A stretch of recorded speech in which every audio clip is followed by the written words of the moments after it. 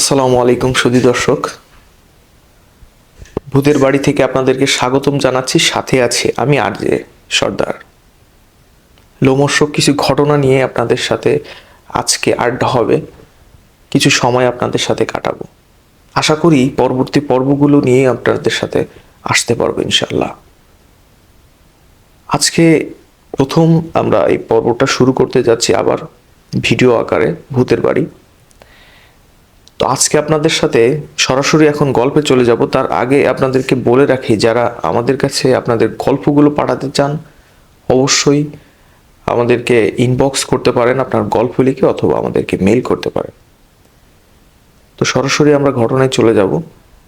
যারা যারা আপনার এখনও বেলা শেষ চ্যানেলটিকে ফলো দিয়ে রাখেন অবশ্যই ফলো দিয়ে রাখবেন এবং ভূতের বাড়ির সাথে থাকুন। আমরা মূল ঘটনায় চলে যাই। ঘটনাটা ঘটেছিল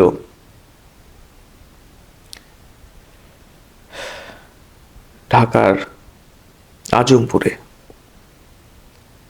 সেই লোমহর্ষক ঘটনাটি যখন ঘটে তখন একজন 2004 সালে একজন মৃত্যু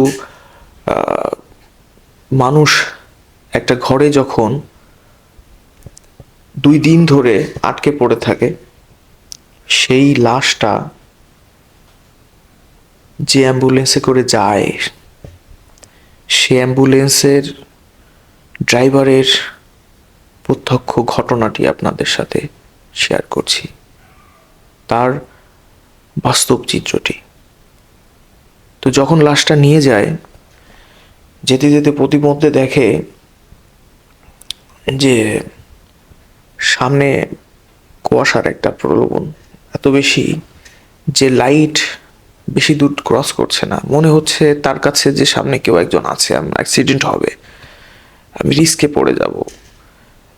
ডানে বায়ে ফাঁকা জায়গা, অনেক অন্ধকার। তো অ্যাম্বুলেন্সটা দাঁড় করালো এবং সব থেকে মজার ব্যাপার, আমি যেটা হাইড করে ফেলেছি সেটা হচ্ছে, লাশটা যখন নেয় তখন লাশের পাশে একজন ছিল এবং তাকে ফোন করা হয়েছিল যে অমুক জায়গায় লাশটা আসে, এটা মর্গে আনতে হবে। এরপর সবচেয়ে মজার ব্যাপার হচ্ছে, ওখানে যে দেখে একজন লোক দাঁড়িয়ে আছে পাশে, অথচ দুদিনের একটা লাশ ওখানে পড়ে আছে, নষ্ট হতে থাকছে। তার সাথে দেখা হওয়ার পরে যখন লাশটা তোলার জন্য সে সাহায্য করলো, নিয়ে আসলো, অ্যাম্বুলেন্সে তুললো, তখন নর্মালি ভাবছে যে এটা তার আপনজন হতে পারে।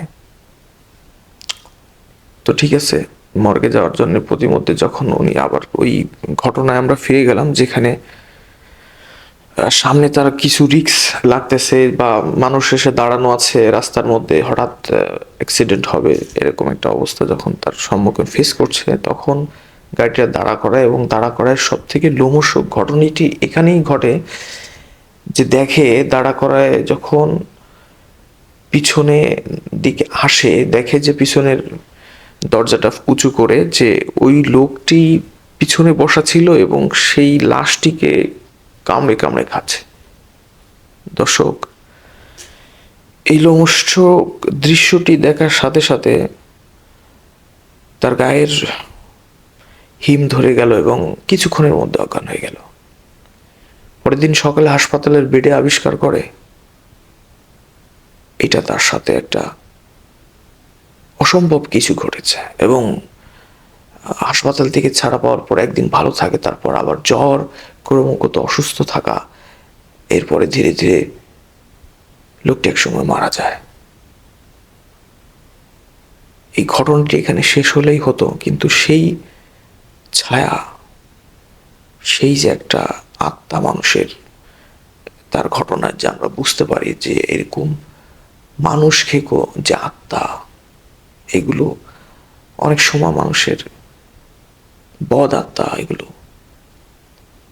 এবং সেই পরিবার, সেই লাশের পরিবারের ভিতরে এই আত্মার গন্ধ ছড়িয়ে পড়লো। এবং পরবর্তী পর্যায়ে যে ঘটনাটি আমরা পেয়েছি সেটা আমরা চাই যে পরবর্তী নেক্সট পর্বে আপনাদের সাথে শেয়ার করতে।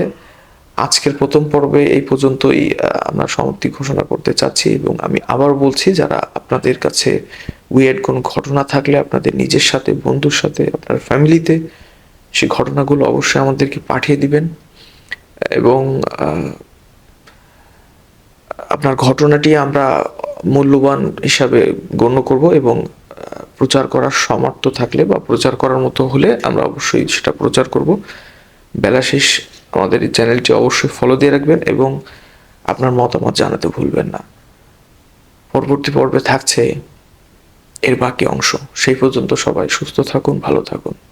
আজকে পর্যন্তই।